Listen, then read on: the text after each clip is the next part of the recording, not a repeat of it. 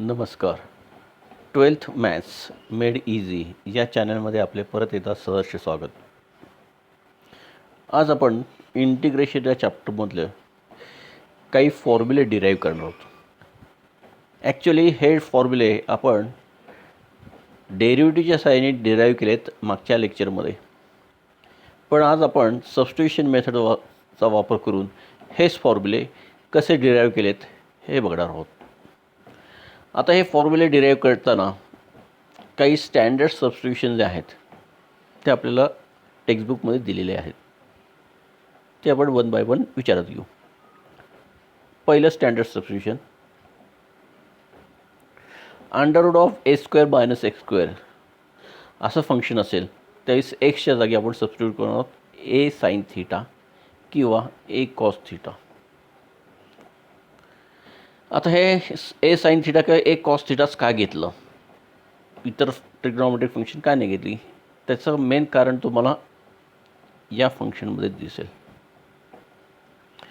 इथे मी एक्सच्या जागी ए साइन थीटा घेतलं तर इनडायरेक्टली फंक्शन काय होईल, under root of A square minus a square sine square theta. या दोन टर्ममधला ए स्क्वेअर जो आहे हा अंडररूटच्या बाहेर येईल, म्हणजे a into under root of 1 minus sine square theta होईल. आणि 1 मायनस साइन स्क्वेअर थीटाची व्हॅल्यू आपल्याला माहिती आहे cos square theta. Cos square थीटाचा अंडररूट कॉस थीटा म्हणजे पूर्ण फंक्शन येईल ए कॉस थीटा. त्यातला ए हा अंडररूटच्या बाहेर येऊ इंटिग्रेशनच्या बाहेर येऊ शकतो आणि फक्त राहू शकतं कॉस थीटा. कॉस थीटाचं इंटिग्रेशन आपल्याला माहिती आहे साइन थीटा डी थीटा. म्हणजे प्रत्येक सिच्युएशनला कुठलं फंक्शन असेल तर कुठलं सबस्टिट्यूशन करायचं ह्यासाठी तुम्हाला 10वी 11वीतले जे काही ट्रिग्नॉमेट्रिकचे आयडेंटिटीज आहेत, sine square theta plus cos square theta is equal to 1, 1 plus tan square is equal to sec square, 1 plus cot square is equal to cosec square, या 3 बेसिक आयडेंटिटीज माहिती असतील तर तुमच्या लक्षात येईल की कुठल्या सिच्युएशनला काय सबस्टिट्यूट करायचं आहे. ओके, अजून एक बघा, नेक्स्ट सबस्टिट्यूशन काय म्हटलं तरी, under root of A square plus x square. इथे शेजारी ए आहे म्हटल्यानंतर एक्समध्ये आपण ए कन्सिडर करावंच लागणार आहे. मग आता इथे आपल्याला अशी कुठली आयडेंटिटी आहे का आपल्याकडे की ज्याच्यामध्ये 1 plus square of the trigonometric function is equal to another square of another trigonometric function, असं कुठली आयडेंटिटी आठवते का? तर ती आपल्याला आयडेंटिटी होती 1 plus tan square is equal to sec square. म्हणजे मी इथे एक्सच्या जागी जर का मी ए टॅन थिटा वापरला, एक्सच्या जागी जर का मी ए टॅन थिटा वापरला तर ॲटोमॅटिकली ए स्क्वेअर अंडरूटच्या बाहेर येईल आणि 1 प्लस टॅन स्क्वेअर म्हणजे सेक स्क्वेअर, त्याचा अंडरूट सेक थिटा. म्हणजे अंडरूट पण गेलं आणि सगळं सिम्प्लिफाय झालं. हे अंडरूटमधनं बाहेर येण्यासाठीचा हा सगळा उपद्व्याप आहे. आता पुढे बघा काय म्हटलं आहे पुढच्या फंक्शनमध्ये, under root of A square minus x square minus a square. अशी कुठली आयडेंटिटी आहे का की ज्याच्यामध्ये ट्रिग्नॉमेट्रिकचा स्क्वेअर -1 केला की दुसरा ट्रिग्नॉमेट्रिकचा स्क्वेअर तयार होतो आहे. आत्ता आपण बघितलं 1 plus tan square is equal to sec square. उलटं केलं, सेक 1ला तिकडे पाठवलं तर sec square -1 is equal to tan square. म्हणजे मी ते एक्सच्या जागी ए सेक थिटा वापरू शकतो, म्हणून तिथे त्यांनी स्टँडर्ड सबस्टिट्यूशन दिलं आहे ए सेक थिटा. म्हणजे हे स्टँडर्ड सबस्टिट्यूशन फंक्शन आणि त्याला लागणारं सबस्टिट्यूशन आहे. ह्याच्यासाठी 3 बेसिक आयडेंटिटीज 10वीच्या पाठ असा पाहिजेत. Cos square plus sine square plus cos square is equal to 1, 1 plus tan square is equal to sec square आणि 1 plus cot square is equal to cosec square. Okay, आता अजून एक standard substitution बघा, a minus under root of a minus x upon under root of a plus x. अंडररूटच्या बाहेर quantity केव्हा येऊ शकते, ज्यावेळेस आतली क्वांटिटी अंडररूटच्या आतली क्वांटिटी स्क्वेअर फॉर्ममध्ये असेल तर तो स्क्वेअर अंडररूटला कॅन्सल करेल आणि अंडररूटचं सिम्बॉल निघून जाईल. म्हणजे आतमध्ये आपल्याला ए मायनस एक्स आणि ए प्लस एक्स या न्यूमरेटर आणि डिनॉमिनेटरच्या पोझिशनला स्क्वेअर फॉर्ममधलं कुठलं तरी फंक्शन तयार व्हायला पाहिजे. एक्स स्क्वेअरमध्ये नाही आहे, पण आपल्याला आतमध्ये जनरेट करायचं एक्सच्या जागी अशी क्वांटिटी वापरायची की जेणेकरून तुझा पूर्ण न्यूमरेटर आणि पूर्ण डिनॉमिनेटर हा स्क्वेअर फॉर्ममध्ये तयार होईल. ओके, इथे शेजारी ए आहे म्हटल्यानंतर एक्समध्ये सुद्धा एचा पार्टिसिपेशन असणंच आवश्यक आहे, त्याशिवाय हा ए बाहेर येऊ शकणार नाही. मग आता कुठलं सबस्टिट्यूशन आपण वापरू शकतो? आता 11वीवरती परत जायचं आपल्याला. X is equal to a cos 2 theta वापरला, x is equal to a cos 2 theta वापरलं तर इथे काय होईल बघा, न्यूमरेटरमध्ये a minus a cos 2 theta. या दोन टर्ममधला एक कॉमन आला, अंडररूटच्या आतमध्ये सगळंच कारभार चालू आहे. 2 a minus a cos two थिटामधला एक बाहेर गेला तर a into bracket 1 minus cos two theta होईल. आणि 1 मायनस कॉस थिटाचा फॉर्म्युला आपल्याकडे डेव्हलप आहे. 1 minus cos theta is equal to 2 sine square theta by 2. इथे 2 थिटा आहे म्हणजे 1 minus cos 2 theta is equal to 2 sine square theta. बरोबर, म्हणजे हा साइन स्क्वेअर थिटा आपण पूर्णपणे बाहेर घेऊ शकतो. सेम वे डिनॉमिनेटरमध्ये सुद्धा तसंच होणार आहे. एक्सच्या जागी ए कॉस टू थिटा वापरला तर a plus a cos two थिटामधला ए कॉमन बाहेर आला ब्रॅकेटच्या. हे सगळं अंडररूटमध्येच आहे अजूनही. A into bracket 1 plus cos two theta, 1 plus cos two theta is equal to 2 cos square theta. बरोबर, म्हणजे दोन्हीकडचं ए निघून जाणार. न्यूमरेटरमधला कॉमन आलेला ए, डिनॉमिनेटरमध्ये कॉमन आलेला ए, वरचा 2 खालचा 2 निघून जाणार. वरती येणार साइन स्क्वेअर थिटा, खालती येणार cos square theta. Sine square upon cos square म्हणजे टॅन स्क्वेअर. अंडररूटमध्ये टॅन स्क्वेअर असेल तर त्याची व्हॅल्यू होते 10. हे सबस्टिट्यूशन इतकं सोपं झालं. सगळं अंडररूट गेलं, ए पण गेलं आणि फक्त टॅन थिटा शिल्लक राहिला. त्यामुळे हे सगळे उपद्व्याप जे आहेत हे सबस्टिट्यूशन कशासाठी करतो आपण या सगळ्यांमध्ये हे विचारात घ्या. Necessity of substitution for this function. का तर हे सगळ्यामध्ये एक्स हा अंडररूटमध्ये आहे आणि आपल्याला अंडररूटचं साईन कॅन्सल आउट करायचं असेल तर आतमध्ये स्क्वेअर फॉर्म तयार व्हायला पाहिजे. आणि या सगळ्या स्टँडर्ड सबस्टिट्यूशनमुळे आतमध्ये स्क्वेअर फॉर्म तयार होतो जेणेकरून तो स्क्वेअर अंडररूटला कॅन्सल करतो आणि फंक्शन जे आहे ते अंडररूटच्या बाहेर येतं. ह्यासाठी हे सगळं उपद्व्याप केलेलं आहे. ओके, आता हा उपद्व्याप तुमच्या लक्षात आला असेल, ही थीम लक्षात आली असेल. तर आता ह्याच्यापासून आपण इंटिग्रेशन कसं डिराईव्ह करतो ते बघा. कन्सेप्ट सिम्पल आहे. अंडरस्टँडिंग समजलं असेल तर तुम्हाला काहीच प्रॉब्लेम येणार नाही. आता आपल्याला पहिल्यांदा फॉर्म्युला डेव्हलप करायचा आहे.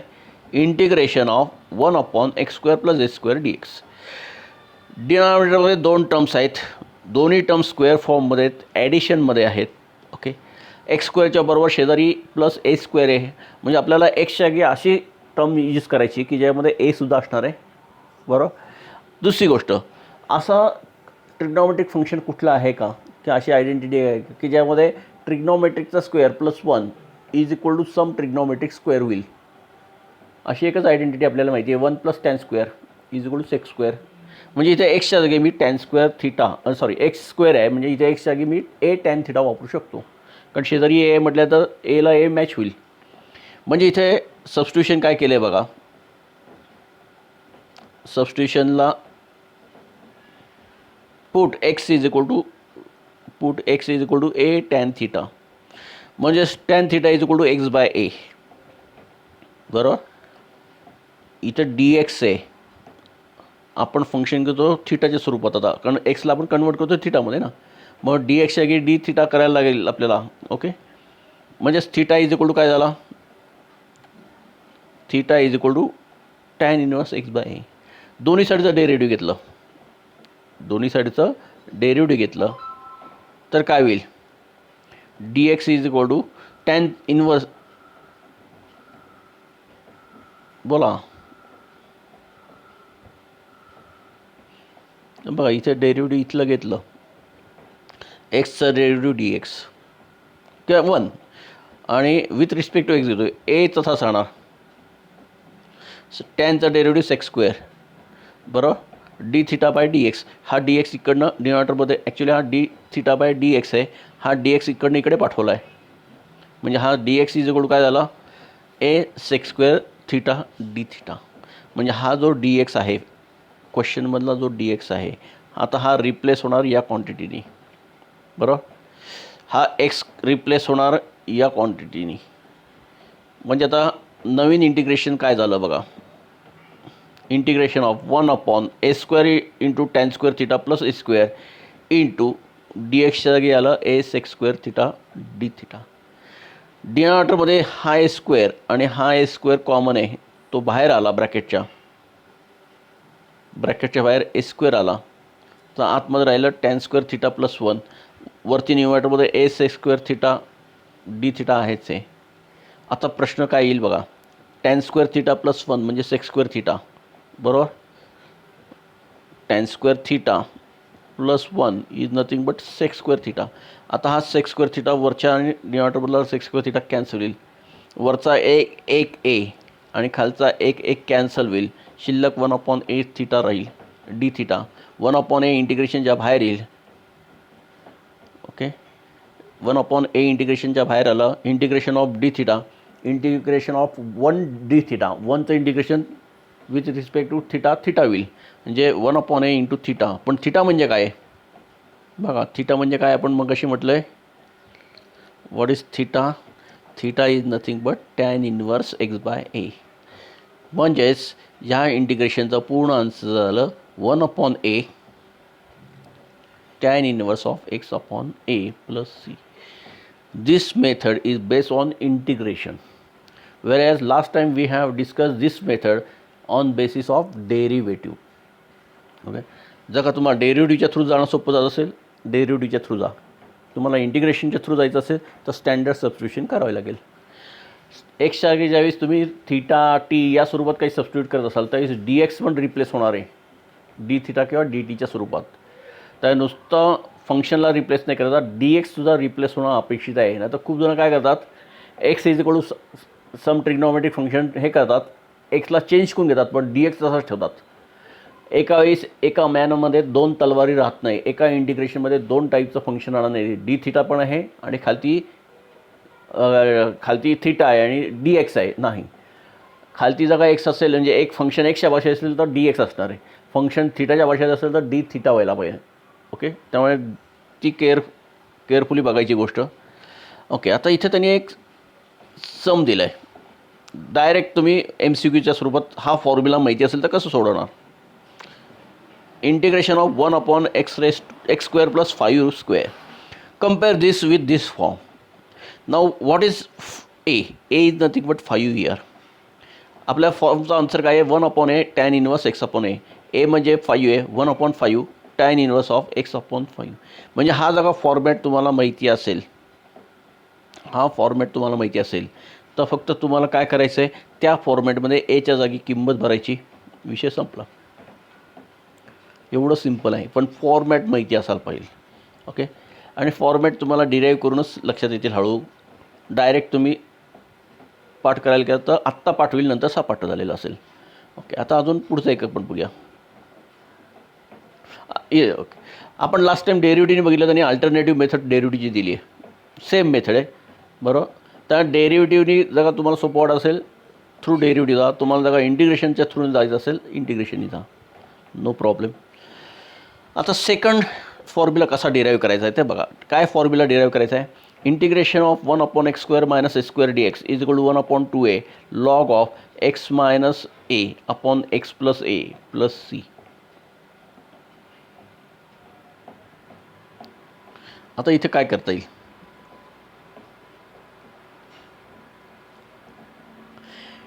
इथे मी एक्सच्या जागी ट्रिग्नोमेट्रिक फंक्शन सबस्टिट्यूट केलं एखादं, काय मजा होईल ते बघूया. आपण एक ओरली बघूया, सॉल्व करायच्या आधी केस कन्सिडर करूया. एक्सच्या जागी मी सपोज सेक थिटा वापरला, ए सेक थिटा, कारण शेजारी a, x is equal to a sec theta वापरला तर इथे होईल a². डिनॉमिनेटरमध्ये होईल 1/a² सेक square theta minus a². a² ला मी बाहेर घेतलं कॉमन, तर 1/a² into bracket sec square theta minus 1. Sec square minus 1 म्हणजे tan स्क्वेअर, म्हणजे 1/a² tan स्क्वेअर. डिनॉमिनेटर हल्ला नाही, डिनॉमिनेटर तसंच राहिला. रादर तो डिनॉमिनेटर हेवी पॉवरमध्ये यायला a². ओके, तो प्रॉब्लेम नाही कारण तोच कॉन्स्टंट आहे, तो इंटिग्रेशनच्या बाहेर येईल. पण 1/tan² थिटा, नुसता टॅन नाही आहे, tan स्क्वेअर आहे. एक तर डिनॉमिनेटर आहे, डिनॉमिनेटरमध्ये ट्रिग्नोमेट्रिकला पॉवर मोर दॅन 1 आहे. प्रॉब्लेममध्ये प्रॉब्लेम येईल, म्हणजे आपल्याला हे सबस्टिट्यूशन इथे करून चालणार नाही, हे लक्षात द्यायला पाहिजे. ओके, मग आता दुसरं कुठले काही करता येईल का आपल्याला. नीट फंक्शन बघा हे काय दिलं आहे. नेहमी फोकस डिनॉमिनेटरवरती करायचा कारण तो आपल्याशी प्रॉब्लेमॅटिक असतो. x² - a². आठवते का बघा बरं, 10वीतली कुठली आयडेंटिटी, 8वी 9वी 10वी खूप वेळा ही आयडेंटिटी तुम्ही वापरली आहे बरोबर. a² - b² is equal to a + b a - b. ही आयडेंटिटी तुम्हाला इथे वापरायची आणि हा डिनॉमिनेटर स्प्लिट करायचा आहे. ओके, आता हा डिनॉमिनेटर स्प्लिट आपण इथे केला, x + a x - a. आता ही पुढची स्टेप तुम्हाला काही जणांना कळणार नाही की हे नक्की डायरेक्ट इथनं असं काय केलं त्यांनी. ओके, तर अशाच स्टेपचा आपण वापर मागच्या लेक्चरमधल्या एका सममध्ये केलेला आहे. आपण परत एकदा ते रिवाईज करूया, ही स्टेप कशी काय जनरेट झाली. आता इथे मी ते शेजारी सॉल्व करून दाखवतो आहे. इंटिग्रेशन न्यूमरेटर काय आहे आपला 1. आता हा जो 1 आहे हा रिप्रेझेंट करायचा आहे डिनॉमिनेटरच्या ज्या दोन फॅक्टर्सच्या स्वरूपात, आयदर ॲडिशन किंवा सबट्रॅक्शनच्या फॉर्ममध्ये. You have to convert this numerator with the help of factors of denominator in either addition form or subtraction form. Okay, आता मी इथे असं लिहिलं तर x plus A minus x minus A. एक मिनिट, जरासं मी इथनं सुरू करतो. तो x plus A minus x minus A total divide by x plus A x minus A D x with end. बघा आता हे मायनस साईनचं का मी ब्रॅकेट ओपन केलं तर हे मायनस साईन ह्याला पण जाईल एक्सला आणि या एला पण जाईल. हा एक्स निगेटिव्ह येईल, या पॉझिटिव्ह एक्स बरोबर हा निगेटिव्ह एक्स निघून जाईल. ए प्लस ए 2a, न्यूमरेटर होता 1 तयार झाला 2a. मी इथे अपॉन इथे बाहेर 2a लिहिला कारण 2a is a constant term, तर तो इंटिग्रेशनच्या बाहेर झाला, बॅलन्स झालं. वरती 2a मल्टिप्लाय केलं, खालती 2a डिवाईड केलं. क्लिअर. ही ती स्टेप जी आहे ती कशी तयार झाली आता ते लक्षात येईल तुमच्या. आता ह्या दोन जे काही फॅक्टर्स आहे आणि प्रत्येक टर्मला न्यूमरेटरमधल्या प्रत्येक टर्मला सेपरेटली डिवाईड केलं. X plus A this part divided by this part. X plus एला एक्स प्लस ए निघून जाईल, 1/x मायनस ए राहील शिल्लक, तो इथे आला. नंतर या पार्टला डिवाईड केलं या दोघांनी, तर या एक्स मायनस एला एक्स मायनस ए कॅन्सल येईल, 1/x प्लस ए राहील. मधल्या दोन टर्म्स त्यांनी ॲझ्युम केल्यात, तुम्हाला माहिती झाल्यात, कळाल्यात, अंडरस्टँडिंग तुमचं चांगलं आहे असं त्यांनी गृहीत धरलं आहे आणि त्याप्रमाणे मधल्या दोन स्टेप स्किप करून एक्सप्लेनेशन न देता डायरेक्ट त्यांनी थर्ड स्टेपला जंप घेतली. लक्षात आलं हे कसं डेव्हलप झाले, ह्या दोन टर्म्स कशा झाल्या. ओके, आता 1/x integration, 1/x integration log of mod of x. इथे एक्सच्या जागी एक्स मायनस आहे, काही फरक पडत नाही, लिनियर फंक्शन आहे. डिनॉमिनेटरमध्ये लिनियर फंक्शन असेल तर त्याचा लॉगमध्ये कन्वर्ट होतं इंटिग्रेशनमध्ये. हा 1/2a बाहेर आला, त्याचा कॉन्स्टंट आहे, याचा इंटिग्रेशनशी काही संबंध नाही. 1/x मायनस एचं integration will log of mod of x minus a minus 1/x plus एचं integration will log of mod of x plus a. बरोबर, ते इथे त्यांनी दिलं. आता इथे लॉगचा परत फॉर्म्युला वापरला, log A minus log b. Log A minus log B is nothing but log of a upon b. आता हे लक्षात कसं ठेवायचं बघा, एक्स मायनस ए आणि एक्स प्लस ए असे दोन फॅक्टर्स झालेत. एका एक्समधनं आपण काहीतरी वजा करतो आणि काही एक दुसऱ्या फॅक्टरमध्ये एक्समध्ये काहीतरी मिळतो आहे. कोण लहान असेल याच्यातला, एक्स मायनस ए आणि एक्स प्लस एमध्ये कोण लहान असेल, तर नॅचरली हाच लहान असणार काय, कारण एक्समध्ये काहीतरी कमी होतं आहे, घट्ट आहे, कमी होतं आहे म्हटल्यानंतर तो लहान होणार आणि एक्समध्ये काहीतरी वाढतं आहे, ॲड होतं आहे, कायमच मोठा होणार. म्हणून इथे लक्षात ठेवायचा, स्मॉलर जो पार्ट असेल तो वरती घ्यायचा, बिगर पार्ट हा नेहमी खाली घ्यायचा. ओके, म्हणजेच थोडक्यात integration of 1/x² minus a² integration 1/2a log of x minus A upon x plus A plus C. आता हा जगा फॉर्मॅट माहिती झाला, हा जगा फॉर्मॅट तुम्हाला कळाला, तर त्यावरती बेस असलेले सम होईल. 1/x² मायनस 9, 9 म्हणजे x3चा स्क्वेअर ना. 9 म्हणजे काय, 3चा स्क्वेअर, म्हणजे हा 1/x² मायनस a² झाला, ए म्हणजे 3 झाला. 1/2a 1/2 इंटू ए म्हणजे 3 log of x minus A x minus 3 upon x plus 3. Format part answer एका झटक्यात, एका लाईनमध्ये MCQ. ओके, तर अशा प्रकारचा सम तुम्हाला MCQमध्ये बोर्डालासुद्धा येऊ शकतो. JEE-CETला असेलच असं नाही, पण बोर्डाला असा 1 मार्क 2 मार्क्ससाठी तुम्हाला नक्की विचारतील ते. आता तिसरं सम बघू. आता तिसरं सम जे आहे ते ॲक्टिव्हिटीमध्ये दिलं त्यांनी. इथे काय होतं, इथे दोन पार्ट्स काय होते, x² मायनस a², इथं फंक्शन होतं x² मायनस x². आता फंक्शन काय असणार आहे, आता हे ॲक्टिव्हिटी आपण इथं फिलअप करत जाणार बरं का. इथे S square minus x square आहे. इथे दोन फॅक्टर्स काय होतील, इथले दोन फॅक्टर्स काय होतील, ए प्लस एक्स आणि ए मायनस एक्स दोन फॅक्टर्स होतील. हे दोन फॅक्टर्स इथे येतील डिनॉमिनेटरमध्ये. ओके, आता ह्याचं आपल्याला वरती 1 पाहिजे. ह्याचं 1 कसं करणार, डायरेक्ट ॲडिशनच घेणार ना आपण. म्हणजे वरती न्यूमरेटरमध्ये होईल ए plus x plus A minus x, याच्यामध्ये प्लस साईन जोडलं आणि ते इथे टाकून दिलं आणि नंतर या दोन्ही फॅक्टरनी डिवाइड केलं तर a plus एक्सला A plus x जाईल, इथे ए मायनस एक्स राहील आणि इथे काय होईल ए प्लस एक्स. आता लॉगचा फॉर्म्युला वापरला.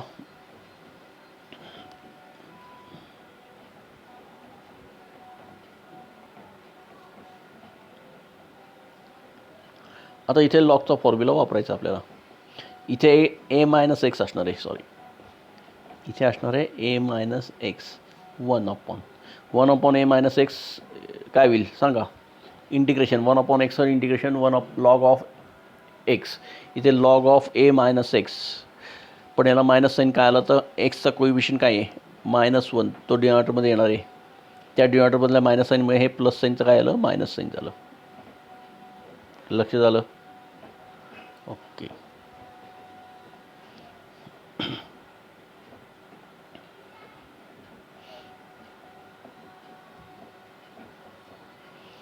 म्हणजे आता इथं काय होईल, लॉग ए मगच सारखंच log A minus log B is equal to A plus x upon A minus x. मुलांचा गोंधळ इथेच होतो. मगाच्या फॉर्ममध्ये ए मायनस एक्स वरती होता, ए प्लस एक्स खालती होता. आता ज्या फॉर्ममध्ये ए प्लस एक्स वरती आहे, ए मायनस एक्स खालती आहे. ओके, तर केअरफुली सॉल्व करायचं. पाठ करायला गेलं की इथे तुम्हाला फटका बसणार आहे की पाठांतरामध्ये कळणार नक्की ऐनवेळी कुठला पाठ कुठे वापरायचा आहे, कारण एका फक्त प्लस मायनसचा चेंज आहे. ओके, मगाशी बघा, मगाचं इथेच आहे formula.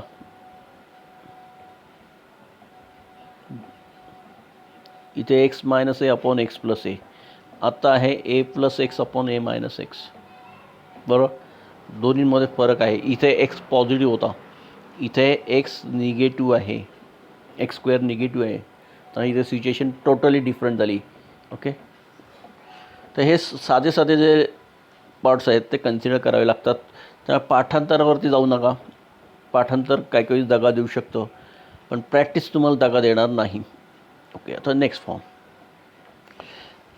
1 upon under root of A square minus x square. A sine theta वापरला एक्सच्या जागी, साईन थिटाच्या जागी येणार एक्स अपॉन ए, म्हणजे थिटा होणार theta will sine inverse x upon A.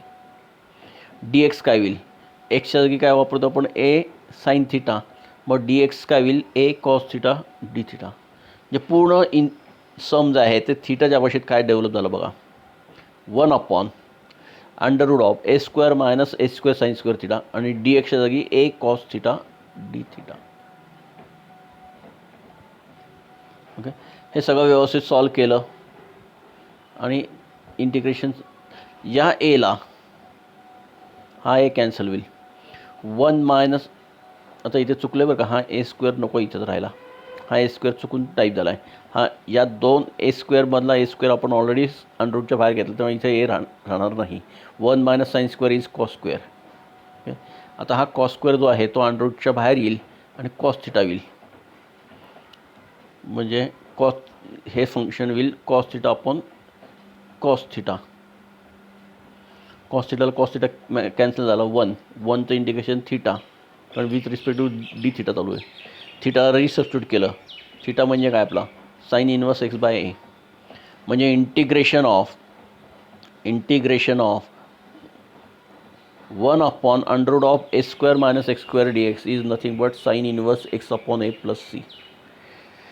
Okay, आता याच्यावरती आधारित सम दिले त्यांनी एक, तेही बघा काय दिलं आहे, 1 upon under root of 81 minus x square. 81 is nothing but 9 square, म्हणजे ए झाला 9 sine inverse x/9. Format part असेल तर एका सेकंदामध्ये तुमचा आन्सर तयार होईल. आता पुढचा फॉर्मॅट बघा. √1/√x² - a². बरं, एक्सच्या जागी काय रिप्लेस करायला लागेल? ए सेक थिटा. आता परत एकदा रिमाइंड करतो, x² - a². x² जोडीदार a² आहे म्हटल्यानंतर एक्सचं सबस्टिट्यूशन करते, त्यामध्ये सुद्धा ए हा यायलाच पाहिजे. ट्रिग्नॉमेट्रिक फंक्शनचा स्क्वेअर -1 केलं तर दुसरं ट्रिग्नॉमेट्रिक फंक्शन होईल. असं एक आयडेंटिटी आहे, sec² θ - 1 = tan² θ. म्हणून इथे आपण एक्सला सबस्टिट्यूट केलं ए सेक थिटामध्ये, म्हणजे थिटा sec इनवर्स x/a. लक्षात आलं आहे? हा पहिल्यांदा ए इकडे येईल, नंतर हा सेक पण इकडे येईल.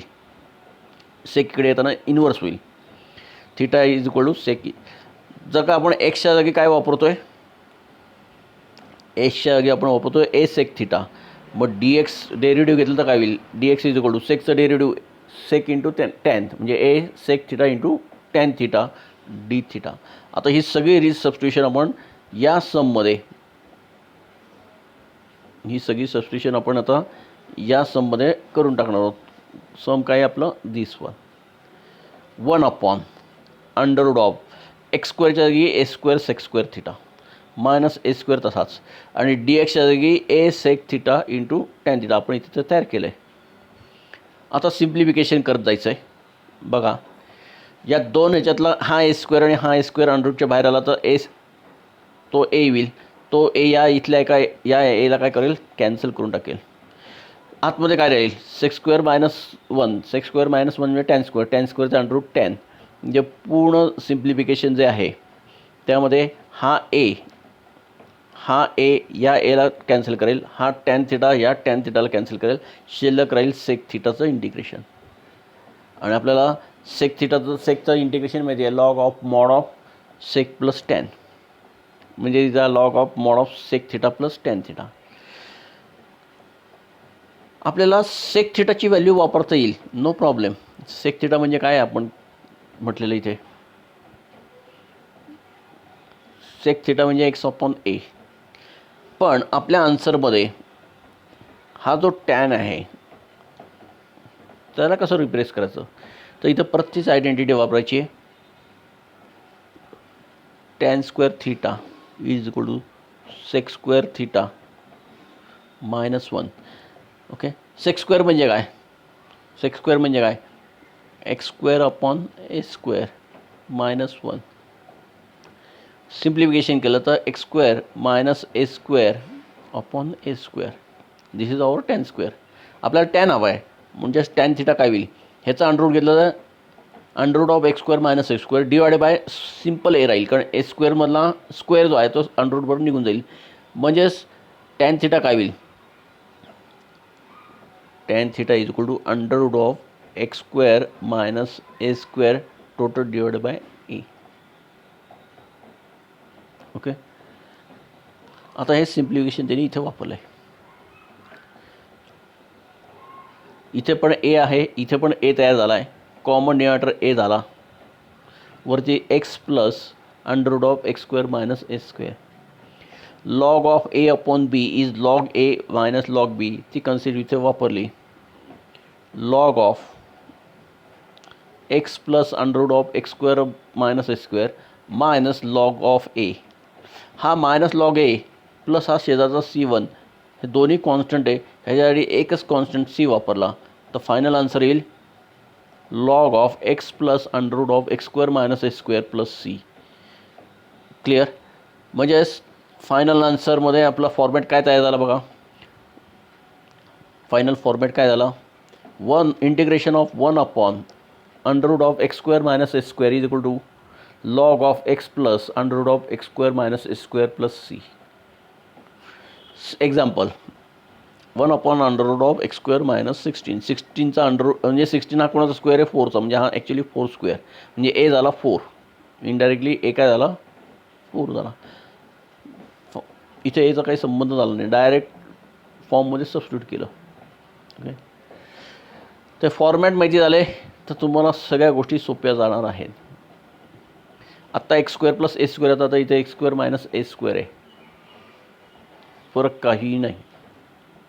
तर तेच फिलिंग द ब्लँक्स इथे करत जायचं तुम्हाला ॲक्टिव्हिटीच्या स्वरूपात.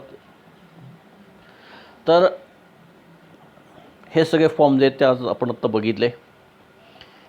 हे फॉर्म जे आहेत ते डेरिव्हेटिव्हनी पण आपण डिराईव्ह केले ते. आज आपण through integration by using standard substitution इथे बघितलं. कुठलं सबस्टिट्यूशन वापरायचं हे ट्रिग्नॉमेट्रीच्या त्या 3 आयडेंटिटीज आहेत 10वीपासून तुम्ही पाठ केलेल्या, त्यावरती बेस आहे. एक्स स्क्वेअरच्या बरोबर ए स्क्वेअरची टर्म असेल तर एक्समध्ये एसुद्धा इन्क्लूड होणं आवश्यक आहे. तर हे स्टँडर्ड सबस्टिट्यूशन तुमच्या लक्षात आलं असेल तर तुम्ही हे 7ही फॉर्म्युले डिराईव्ह करू शकता. पाठ करण्याची गरज नाही. एक 5-10 वेळा हे फॉर्म्युले डिराईव्ह केले की आपोआपच पाठ होतात. ओके. आणि फॉर्म्युले पाठ झाले असतील तर तुम्हाला MCQ सॉल्व करताना फक्त त्या ठिकाणी एक्स आणि एची व्हॅल्यू सबस्टिट्यूट करत जायचं आहे. बाकी काही बदल करायचा नाही. एका लाईनीमध्ये आन्सर तयार होतं. पण थेरीला मात्र हे डेरिव्हेशन प्रूफ म्हणून, प्रूव्ह दॅट म्हणून, शो दॅट म्हणून विचारलं जाऊ शकतं 3 मार्काला. किंवा याच्यावरती बेस एखादा MCQचा 2 मार्काचा क्वेश्चनसुद्धा बोर्ड विचारू शकतं. तर हे डेरिव्हेशन जे आहे 7 फॉर्म्युल्यांचं हे व्यवस्थित डिराईव्ह करा. काही प्रॉब्लेम आला तर परत व्हॉट्सअपवरती कम्युनिकेट करा. ओके.